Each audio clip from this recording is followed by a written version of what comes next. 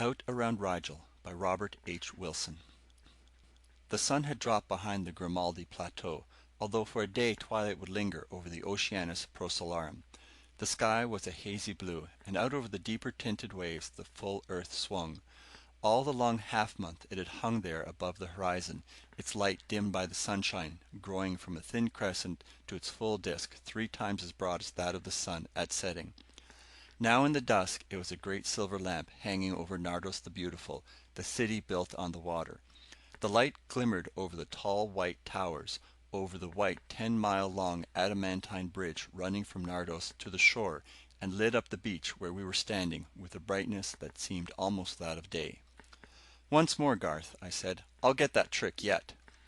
The skin of my bare chest still smarted from the blow of his wooden fencing sword.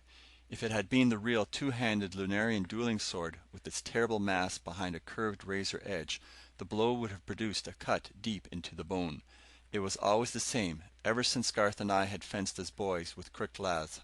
Back to back, we could beat the whole school, but I never had a chance against him. Perhaps one time in 10. On guard. The silvered swords whirled in the earthlight. I nicked him on one wrist and had to duck to escape his wild swing at my head. The wooden blades were now locked by the hilts above our heads.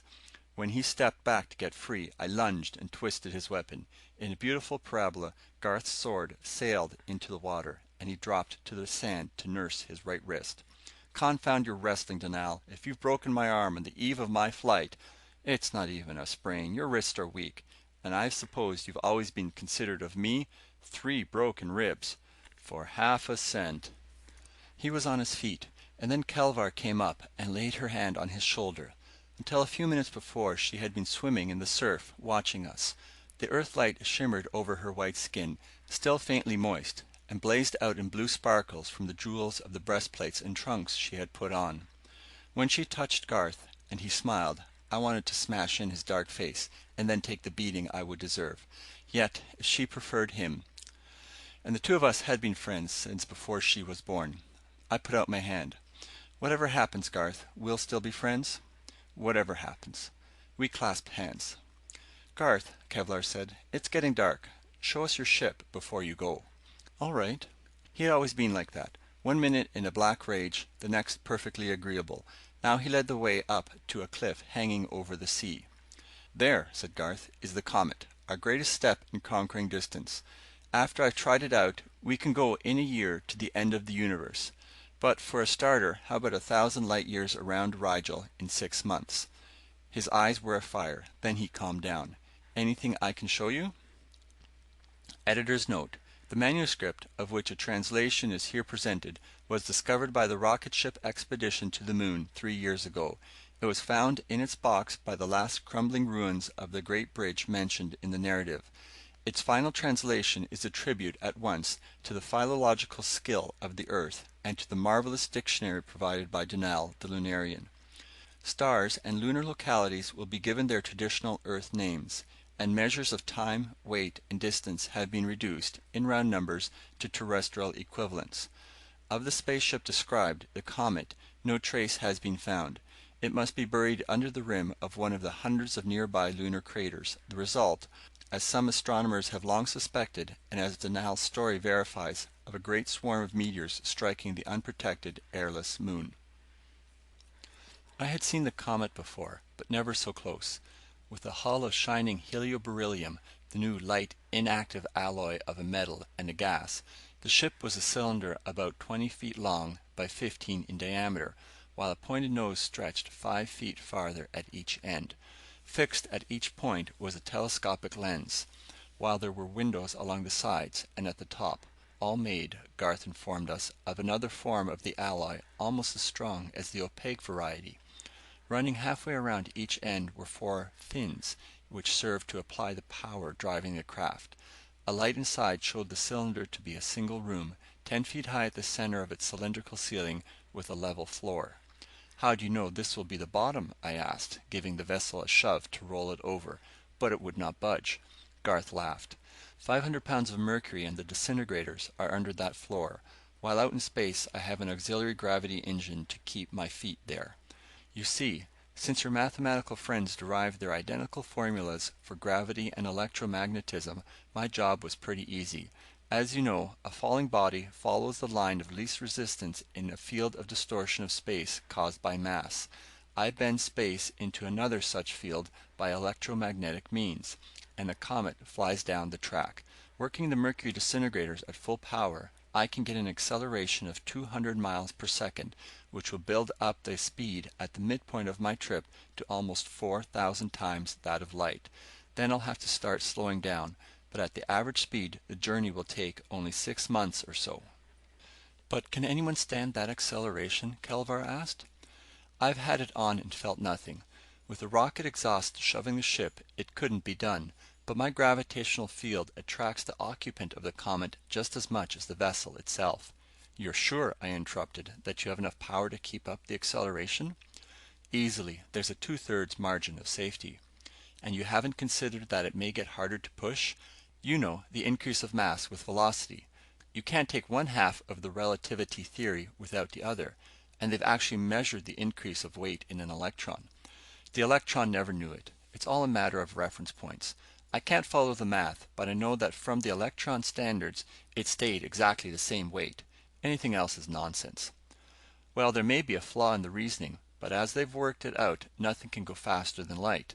As you approach that velocity, the mass keeps increasing, and with it the amount of energy required for a new increase in speed. At the speed of light, the mass would be infinite, and hence no finite energy could get you any further. Maybe so. It won't take long to find out. A few of the brightest stars had begun to appear. We could just see the parallelogram of Orion, with red Betelgeuse at one corner, and across from it Rigel, scintillant like a blue diamond. See, Garth said, pointing at it, 3 months from now, that's where I'll be, the first man who dared to sail among the stars. Only because you won't let anyone else share the glory and the danger. Why should I? But you wouldn't go anyway. Will you let me? I had him there. On your head be it. The Comet could hold 3 or 4 in a pinch, and I have plenty of provisions, if you really want to take the chance. It wouldn't be the first we've taken together. All right, we'll start in 10 minutes. He went inside the ship. Don't go, Kelvar whispered, coming into the Comet's shadow. Tell him anything, but don't go. I have to. I can't go back on my word. He'd think I was afraid. Haven't you a right to be? Garth is my friend, and I'm going with him. All right, but I wish you wouldn't. From inside came the throb of engines. Kelvar, I said, you didn't worry when only Garth was going. No. And there's less danger with 2 of us to keep watch. I know, but still. You were afraid for me? I am afraid for you. My arm slipped around her, there in the shadow. And when I come back, Kelvar, we'll be married? In answer, she kissed me. Then Garth was standing in the doorway of the Comet. Dunal, where are you? We separated and came out of the shadow. I went up the plank to the door, kicking it out behind me. Kelvar waved, and I called something or other to her. Then the door clanged shut. Seated before the control board at the front of the room, Garth held the switch for the 2 projectors. Both turned up, he yelled over the roar of the generators. His hand swung over and the noise died down. But nothing else seemed to have happened. I turned back again to look out the little window fixed in the door.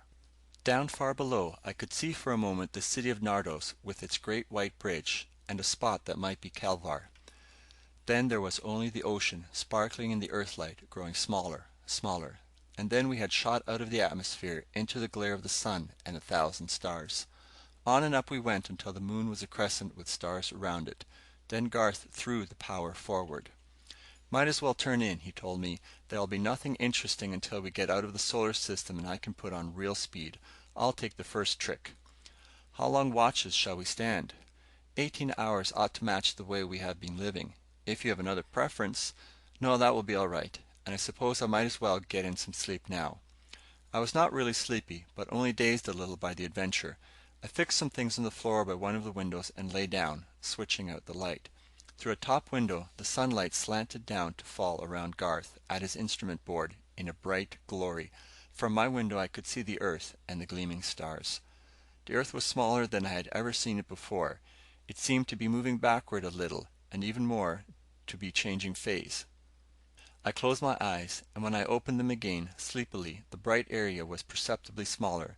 If I could stay awake long enough, there would only be a crescent again. If I could stay awake, but I could not. Only the rattling of dishes as Garth prepared breakfast brought me back to consciousness. I got to my feet sheepishly. How long have I slept? 20 hours straight. You looked as if you might have gone on forever. It's the lack of disturbance to indicate time. I got in a little myself, once we were out of the solar system. A sandwich in one hand, I wandered over the vessel. It was reassuringly solid and concrete, and yet there was something lacking. "Garth," I asked, "what's become of the sun?" "I thought you'd want to know that." He led me to the rear telescope. "But I don't see anything." "You haven't caught on yet. See that bright yellowish star on the edge of the constellation Scorpio? That's it." Involuntarily, I gasped. "Then, how far away are we?" "I put on full acceleration 15 hours ago, when we passed Neptune, and we have covered 30 billion miles, 300 times as far as from the moon to the sun, but only 1/2 of 1% of a light year." I was speechless, and Garth led me back to the control board. He pointed out the acceleration control, now turned up to its last notch forward. He also showed me the dials which were used to change our direction. "Just keep that star on the crosshairs. That's Pi Orionis, a little out of our course, but a good target since it is only 25 light years away. Half the light is deflected on this screen, with the delicate photoelectric cell at its center. The instant the light of the star slips off it, a relay is started which lights a red lamp here, and in a minute sounds a warning bell. That indicator over there shows our approach to any body. It works by the interaction of the object's gravitational field with that of my projector, and we can spot anything sizable an hour away. Sure you've got everything?" It all seemed clear. Then I noticed at the top 3 clock-like dials, one to read days, another to record the speeds of light, and a third to mark the light years traveled. "These can't really work," I said. "We have no way to check our speed with outer space." "Not directly. This is geared with clockwork to represent an estimate based on the acceleration. If your theory is right, then the dials are all wrong." "And how long do you expect to go ahead without knowing the truth?" "Until we ought to be at Pi Orionis, at 2 weeks and 25 light years by the dials. If we aren't there, we'll start back. By your figuring, we shouldn't be yet 1 light year on the way. Anything more?" "No, I think I can manage it." "Wake me if anything's wrong, and look out for dark stars." Then he had left me there at the controls. In 5 minutes he was asleep, and the whole ship was in my hands. For hours nothing happened. Without any control of mine, the ship went straight ahead. I could get up and walk about, with the weather eye on the board, and never was there the flash of a danger light. But I was unable to feel confident, and went back to look out through the glass. The stars were incredibly bright and clear. Right ahead were Betelgeuse and Rigel, and the great nebula of Orion still beyond. There was no twinkling, but each star a bright, steady point of light. And if Garth's indicators were correct, we were moving toward them at a speed now 75 times that of light itself. If they were correct. How could one know before the 2 long weeks were over? But before I could begin to think of any plan, my eye was caught by the red lamp flashing on the panel. I pressed the attention button before the alarm could ring, then started looking for the body we were in danger of striking. The position indicators pointed straight ahead, but I could see nothing. For 10 minutes I peered through the telescope, and still no sign. The dials put the thing off a degree or so to the right now, but that was too close. In 5 more minutes I would swing straight up and give whatever it was a wide berth. I looked out again. In the angle between the crosshairs, wasn't there a slight haze? In a moment it was clear. A comet, apparently the 2 of us racing toward each other. Bigger it grew, and bigger, hurtling forward. Would we hit it? The dials put it up a little and far off to the right, but it was still frightening. The other light had come on too, and I saw that we had been pulled off our course by the comet's attraction. I threw the nose over, passed on the other side for leeway, then straightened up as the side distance dial gave a big jump away. Though the gaseous globe, tailless of course away from the sun, showed as big as the full Earth, the danger was past. As I watched, the comet vanished from the field of the telescope. 5 minutes, perhaps, with the red danger light flickering all the time. Then, with a ghastly flare through the right-hand windows, it had passed us. Garth sat up. "What happened?" he yelled. "Just a comet. I got by all right." He settled back, having been scarcely awake, and I turned to the board again. The danger light had gone out, but the direction indicator was burning. The near approach of the comet had thrown us off our course by several degrees. I straightened the ship up easily, and then had only a little more difficulty in stopping a rocking motion. Then again the empty hours of watching, gazing into the stars. Precisely at the end of 18 hours, Garth awakened, as if the consummation of a certain number of internal processes had set off a little alarm clock in his brain. We were 41 hours out, with a speed, according to the indicator, of 128 times that of light, and a total distance covered of slightly over 1/4 of a light year. A rather small stretch compared to the 466 light years we had to go. But when I went back for a look out of the rear telescope, the familiar stars seemed to have moved the least bit closer together, and the sun was no brighter than a great number of them. I slept like a log, but awakened a little before my trick was due. Exactly on schedule, 14 days and some hours after we had started off, we passed Pi Orionis. For long there had been no doubt in my mind that, whatever the explanation, our acceleration was holding steady. In the last few hours the star swept up the brilliance of the sun, then faded again until it was no brighter than Venus. Venus, our sun itself, had been a mere dot in the rear telescope until the change in our course threw it out of the field of vision. At 65 light years, 23 days out, Beta Eridani was almost directly in our path for Rigel, slightly less than a third of the distance to the midpoint in over half the time, but our speed was still increasing 200 miles per second every second, almost 4 times the speed of light in an hour. Our watches went on with a not altogether disagreeable monotony. There was no star to mark the middle of our journey, only, toward the close of one of my watches, a blue light which I had never noticed came on beside the indicator dials, and I saw that we had covered 233 light years, half the estimated distance to Rigel. The speed marker indicated 3,975 times the speed of light. I wakened Garth.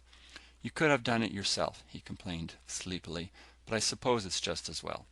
He went over to the board and started warming up the rear gravity projector. "We'll turn one off as the other one goes on. Each take one control and go a notch at a time." He began counting. 1, 2, 3. On the 20th count, my dial was down to 0, his up to a maximum deceleration, and I pulled out my switch. Garth snapped sideways a lever on the indicators. Though nothing seemed to happen, I knew that the speed dial would creep backward, and the distance dial progress at a slower and slower rate. While I was trying to see the motion, Garth had gone back to bed. I turned again to the glass and looked out at Rigel on the crosshairs, and Kappa Orionis over to the left, and the great nebula reaching over a quarter of the view with its faint gaseous streamers. And so we swept on through space, with Rigel, a great blue glory ahead, and new stars, invisible at greater distance, flaring up in front of us and then fading into the background as we passed. For a long time we had been able to see that Rigel, as inferred from spectroscopic evidence, was a double star, a fainter, greener blue companion revolving with it around their common center of gravity. Beyond Kappa Orionis, 300 light years from the sun, the space between the two was quite evident. Beyond 400 light years, the brilliance of the vast star was so great that it dimmed all the other stars by comparison and made the nebula seem a mere faint gauze. And yet even with this gradual change, our arrival was a surprise. When he relieved me at my watch, Garth seemed dissatisfied with our progress. "It must be further than they figured. I'll stick at 25 times light speed and slow down after we get there by taking an orbit." I'd have said it was nearer than that estimate, I tried to argue, but was too sleepy to remember my reasons. Propped up on one elbow, I looked around and out at the stars. There was a bright splash of light, I noticed, where the telescope concentrated the radiation of Rigel at one spot on the screen. I slept, and then Garth was shouting in my ear, "We're there!" I opened my eyes, blinked, and shut them again in the glare. "I've gone around 3 or 4 times trying to slow down. We're there, and there's a planet to land on."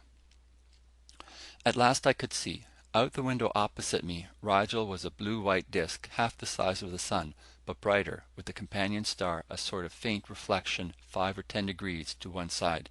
And still beyond, as I shaded my eyes, I could see swimming in the black a speck with the unmistakable glow of reflected light. With both gravity projectors in readiness, we pulled out of our orbit and straight across toward the planet. letting the attraction of Rigel fight against our still tremendous speed. For a while the pull of the big star was almost overpowering. Then we got past and into the gravitational field of the planet. We spiraled down into it, looking for a landing place and trying to match our speed with its rotational velocity. From rather unreliable observations, the planet seemed a good deal smaller than the moon, and yet so dense as to have a greater gravitational attraction. The atmosphere was cloudless, and the surface a forbidding expanse of sand. The globe whirled at a rate that must give it a day of approximately 5 hours. We angled down, picking a spot just within the lighted area. A landing was quite feasible. As we broke through the atmosphere, we could see that the sand, although blotched with dark patches here and there, was comparatively smooth. At one place there was a level outcropping of rock, and over this we hung. It was hard work watching through the single small port in the floor as we settled down. Finally the view was too small to be of any use. I ran to the side window, only to find my eyes blinded by Rigel's blaze. Then we had landed, and almost at the same moment Rigel set. Half overlapped by the greater star, the faint companion had been hidden in its glare. Now, in the dusk, a corner of it hung ghost-like on the horizon, and then, too, had disappeared. I flashed on our lights, while Garth cut out the projector and the floor gravity machine. The increase in weight was apparent, but not particularly unpleasant. After a few minutes of walking up and down, I got used to it. Through a stopcock in the wall, Garth had drawn in a tube of gas from the atmosphere outside and was analyzing it with a spectroscope. "We can go out," he said. "It's unbreathable, but we'll be able to use the spacesuits. Mostly fluorine. It would eat your lungs out like that. And the suits? Fortunately, they've been covered with helioberyllium paint, and the helmet glass is the same stuff. Not even that atmosphere can touch it. I suppose there can be no life on the place.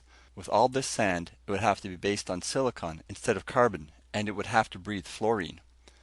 He got out the suits, rather like a diver's, with the body of metal painted cloth, and the helmet of the metal itself. On the shoulders was an air supply cylinder. The helmets were fixed with radio, so we could have talked to each other even in airless space. We said almost anything to try it out. "Glad you brought two, and we don't have to explore in shifts." "Yes, I was prepared for emergencies." "Shall we wait for daylight to go out?"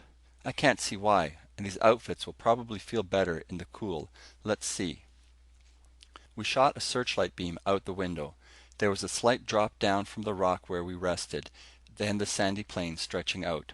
Only far off were those dark patches that looked like old seaweed on a dried up ocean bed, and might prove dangerous footing. The rest seemed hard packed.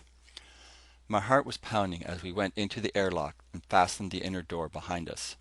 "We go straight out now," Garth explained. "Coming back, it will be necessary to press this button and let the pump get rid of the poisonous air before going in." I opened the outer door and started to step out, then realized that there was a 5-foot drop to the ground. "Go ahead and jump," Garth said. "There's a ladder inside I should have brought, but it would be too much trouble to go back through the lock for it. Either of us can jump 8 feet at home, and we'll get back up somehow." I jumped, failing to allow for the slightly greater gravity, and fell sprawling. Garth got down more successfully, in spite of a long package of some sort he carried in his hand. Scrambling down from the cliff and walking out on the sand, I tried to get used to the combination of greater weight and the awkward suit. If I stepped very deliberately it was all right, but an attempt to run sank my feet in the sand and brought me up staggering. There was no trouble seeing through the glass of my helmet over wide angles. Standing on the elevation by the Comet, his spacesuit shining in the light from the windows, Garth looked like a metallic monster, some creature of this strange world, and I must have presented him much the same appearance, silhouetted, dark and forbidding against the stars. The stars! I looked up and beheld the most marvelous sight of the whole trip. The great nebula of Orion seemed from a distance of less than 150 light years its own width. A great luminous curtain, 50 degrees across. I could just take it all in with my eye. The central brilliancy, as big as the sun, a smaller one above it, and then the whole mass of gas stretching over the sky, the whole thing aglow with the green light of nebulum and blazing with the stars behind it. It was stupendous, beyond words. I started to call Garth, then saw that he was looking up as well. For almost half an hour I watched, as the edge of the nebula sank below the horizon. Then its light began to dim. Turning, I saw that the sky opposite was already gray. The dawn! Why, the sun had just set. Then I realized. It was over an hour since we were landed, and a full night would be scarcely 2 hours and a half. If we were in a summer latitude, the shorter period of darkness was natural enough, yet it was still hard to believe as, within 10 minutes, it was as bright as Earth light on the moon. Still clearer and clearer grew the light. The stars were almost gone, the center of the nebula only a faint wisp. There were no clouds to give the colors of sunrise, but a bluish-white radiance seemed to be trembling on the eastern horizon. And then, like a shot, Rigel came up into the sky. The light and heat struck me like something solid, and I turned away. Even with my suit reflecting most of the light away, I felt noticeably warm. The comet shone like a blinding mirror, so that it was almost impossible to see Garth on the plain below it. Stumbling and shielding my eyes with my hand, I made my way toward him. He was standing erect, in his hands two old Lunarian dueling swords. There was hate in his voice as the radio brought it to my ears. Dunal, only one of us is going back to the moon. I stared. Was the heat getting him? Hadn't we better go inside? I said, quietly and somewhat soothingly. He made no reply, but only held out one of the hilts. I took it dumbly. In that instant he could have struck my head from my body if he wished. But Garth, old friend. No friend to you. You shall win Kelvar now, or I. I'm giving you a sporting chance. One of your light cuts letting the fluorine inside will be as deadly as anything I can do. The one who does go back will tell of an accident, making repairs out in space. Damn you, if you don't want me to kill you where you stand, come on and fight. Garth, you've gone mad. I've been waiting ever since I got you here to leave the moon. On guard. With a rush of anger I was upon him. He tried to step back, stumbled, had one knee to the ground, then hurled himself forward with a thrust at my waist that I dodged only by an inch. I had to cover, and in spite of myself, with the cool work of parrying, my animosity began to disappear. And so began one of the strangest battles that the universe has ever seen. Lumbering with our suits and the extra gravity, we circled each other under the blazing sky.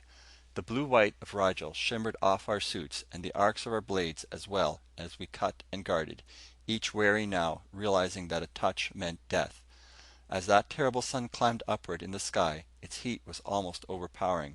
The sweat poured off every inch of my body, and I gasped for breath. And still we fought on, two glittering metal monsters under the big blue star sweeping up to its noon. I knew now that I could never kill Garth. I could not go back to Kelvar with his blood. Yet if I simply defended, sooner or later he would wear me down.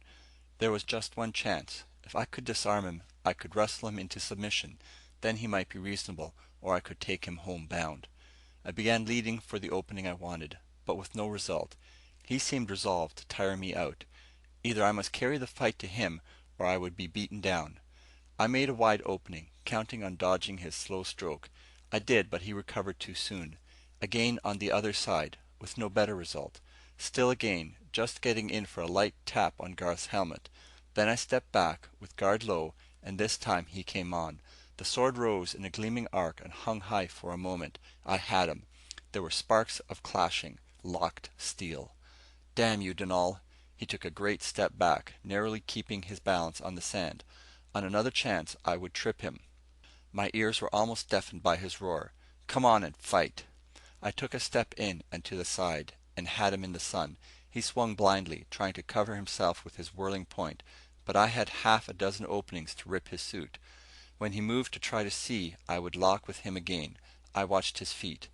And as I watched, I saw an incredible thing. Near one of Garth's feet, the sand was moving. It was not a slide caused by his weight. Rather, why, it was being pushed up from below. There was a little hump, and suddenly it had burst open, and a stringy mass like seaweed was crawling toward his leg. "Look out, Garth!" I yelled. How he could see through that terrible sun, I do not know, but Garth swung through my forgotten guard with a blow square across my helmet glass. The force threw me to the ground, and I looked up, dazed. The beryllium glass had not broken to let in the fluorine-filled air, but Garth was standing over me. "That's your last trick, Dunal." His blade rose for the kill. I was unable even to get up, but with one hand I pointed to the ground. "Look!" I shouted again, and on the instant the thing wound itself around Garth's foot. He swung down, hacking it loose. I had got to my feet. "Run for the ship!" I cried, and started off. "Not that way!" I looked back, and saw that I had run in the wrong direction, but it made no difference. Over a whole circle around us the sand was rising, and directly between us and the comet there was a great green-brown mass. We were surrounded. We stood staring at the creatures. Spread out to full dimensions, each one made a sphere about 4 feet in diameter. In the center, a solid mass whose outlines were difficult to discern, and spreading out from this 100 long, thin, many-jointed arms, or legs, or branches, or whatever one would call them. The things were not yet definitely hostile, only their circle, of perhaps 50 yards radius, grew continually thicker and more impenetrable. Within the enclosed area, the only ripples we could see in the sand were heading outward. There was to be no surprise attack from below at least, only one in mass. What, I wondered, might be the sign of friendship, to persuade them to let us go.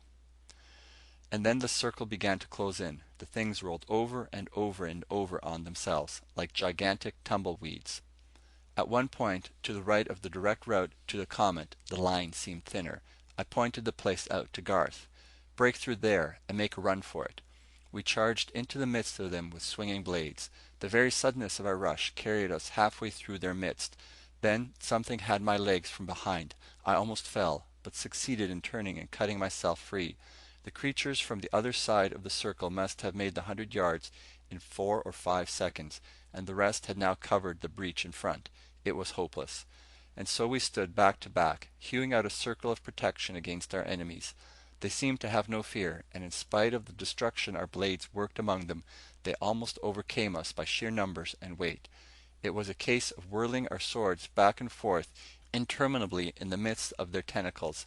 Against the light, the long arms were a half-transparent brown. Our swords broke them in bright slivers. Formed from the predominant silicon of the planet, the creatures were living glass. For perhaps a quarter of an hour we were in the thick of them, hewing until I thought my arms must fall, slashing and tearing at the ones that had got underfoot and were clamping their tentacles around our legs. Only for the spacesuits we should have by this time been overpowered and torn into bits, and yet these garments could not be expected to hold on indefinitely. But at last there was a breathing space. The crippled front ranks dragged themselves away, and there was left around us a brief area of sand, covered with coruscating splinters of glass. Garth got the breath to say something or other encouraging. It was like the old days at school. Only this time the odds were all against us. We were still a good 100 yards from the comet, and in our path stood a solid wall of the creatures. Even if we got free, they could outrace us to the goal. And with our limited strength, we could not hope to kill them all. In a minute or two, they would attack us again. Somehow we must fight our way as long as we lasted. Perhaps they might be frightened. We threw ourselves at the side next our goal. The line gave perhaps a yard, then stiffened, and we found ourselves swallowed up in a thick cloud of brown smoke. Poisoned gas. It must be shot out of their bodies, at a cost so great that it was kept as a last resort. Through the rolling vapor it was just possible to see our opponents, but they made no forward move. They were waiting for us to be overcome. Suppose their compound could eat through even our helioberyllium? But it did not. We were safe. "Stand still, Garth," I whispered, counting on the radio to carry my voice. "Let them think we're dead, and then give them a surprise." All right. Long, long minutes. If only they did not know that it was the customary thing for a dead man to fall. Slowly they began to move in. Then Garth and I were upon them. They halted as if stupefied. We had hacked our way through half their mass. The rest fled, and we began running toward the comet, praying that we might reach the ship before they could get organized again. How we floundered through the sand in wild and desperate haste. Before we had covered half the distance, the pursuit began. There was no attempt to drag us down directly, but the two wings raced past to cut us off in front. At the base of the little cliff where the comet lay, the circle closed. "Jump!" I called, and threw myself up over them toward the stone. Garth would have fallen back, but I caught his hand and pulled him to safety. We had won. But had we? Joined by reinforcements from somewhere, the creatures were packed all around the base of the cliff and had begun to climb its walls, to cut us off from the ship. We rushed separately toward the two sides, and they backed away, but those in front were now established on the top. We stepped backward and the whole line came on, but now we turned and ran for the comet. We were just able to turn again and clear them away with our swords. In a moment others would be climbing up from behind over the ship, and the door to safety was on a level with our heads. There was just one chance.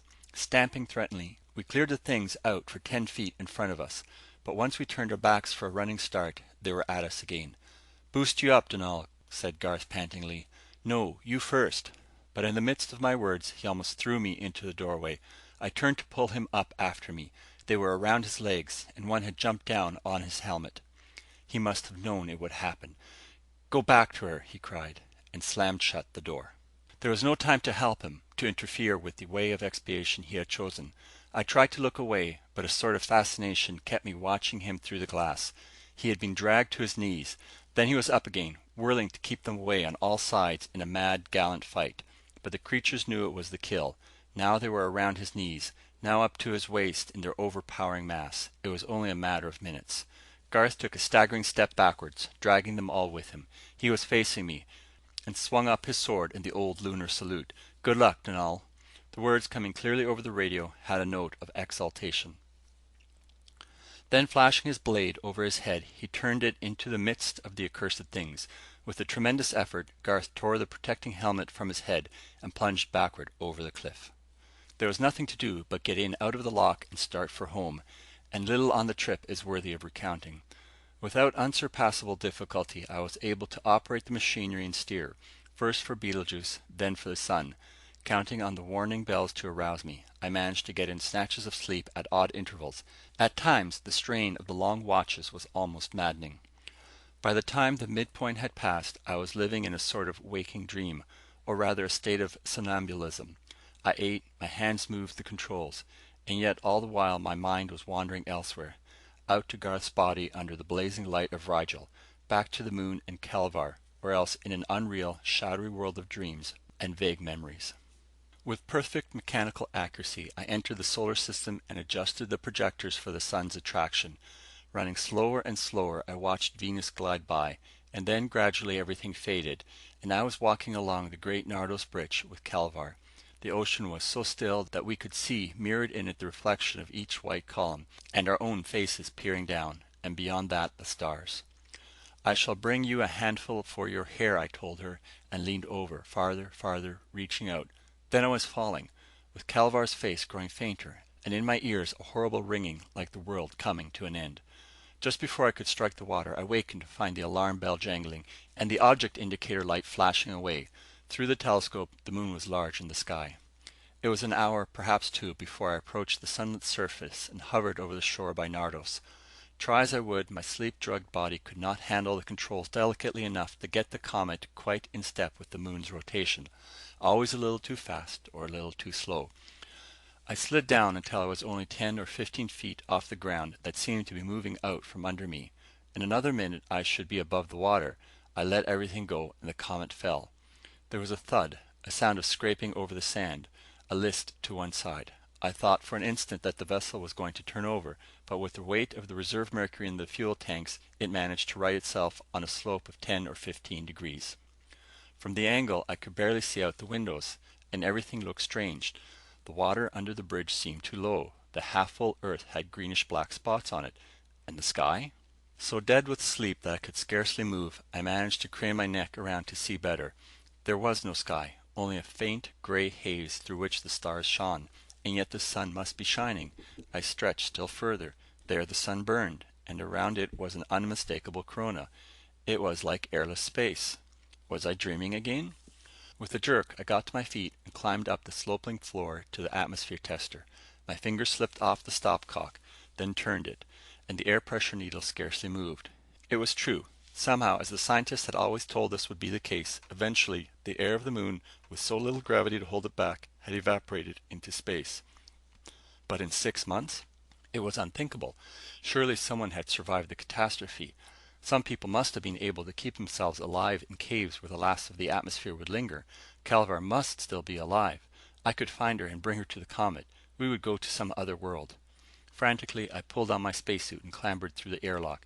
I ran until the cumbersome suit slowed me down to a staggering walk through the sand beside the Oceanus Procellarum. Leaden and dull, the great sea lay undisturbed by the thin atmosphere still remaining. It had shrunk by evaporation far away from its banks, and where the water once had been there was a dark incrustation of impurities. On the land side all was a great white plain of glittering alkali without a sign of vegetation. I went on toward Nardos the Beautiful. Even from far off I could see that it was desolate. Visible now that the water had gone down, the pillars supporting it rose gaunt and skeletal. Towers had fallen in, and the gleaming white was dimmed. It was a city of the dead, under an earth leprous looking with black spots where the clouds apparently had parted. I came nearer to Nardos and the bridge, nearer to the spot where I had last seen Kelvar. Below the old water level the columns showed a greenish stain, and halfway out the whole structure had fallen in a great gap. I reached the land terminus of the span, still glorious and almost beautiful in its ruins. Whole blocks of stone had fallen to the sand, and the adamantine pillars were cracked and crumbling with the erosion of ages. Then I knew. In our argument as to the possible speed of the Comet, Garth and I had both been right. In our reference frame, the vessel had put on an incredible velocity and covered the 900 odd light years around Rigel in 6 months. But from the viewpoint of the moon, it had been unable to attain a velocity greater than that of light. As the accelerating energy pressed the vessel's speed closer and closer toward that limiting velocity, the mass of the ship and its contents had increased toward infinity. In trying to move laboriously with such vast mass, our clocks and bodies had been slowed down until to our leaden minds a year of moon time became equivalent to several hours. The Comet had attained an average velocity of perhaps 175,000 miles per second, and the voyage that seemed to me 6 months had taken 1,000 years. 1,000 years! The words went ringing through my brain. Kelvar had been dead for 1,000 years. I was alone in a world uninhabited for centuries. I threw myself down and battered my head in the sand. More to achieve, somehow, my own peace of mind than in any hope of its being discovered, I have written this narrative. There are 2 copies, this to be placed in a helio-beryllium box at the terminus of the bridge, the other within the Comet. One at least should thus be able to escape the meteors which, unimpeded by the thin atmosphere, have begun to strike everywhere, tearing up great craters in the explosion that follows as a result of the impact. My time is nearly up. Air is still plentiful on the Comet, but my provisions will soon run short. It is now slightly over a month since I collapsed on the sands into merciful sleep, and I possess food and water for perhaps another. But why go on in my terrible loneliness? Sometimes I waken from a dream in which they are all so near, Kelvar, Garth, all my old companions, and for a moment I cannot realize how far away they are, beyond years and years, and I, trampling back and forth over the dust of our old life, staring across the waste, waiting for what? No, I shall wait only until dark. When the sun drops over the Grimaldi plateau, I shall put my manuscripts in their safe places, then tear off my helmet and join the other 2. An hour ago, the bottom edge of the sun touched the horizon. End of Out Around Rigel by Robert H. Wilson.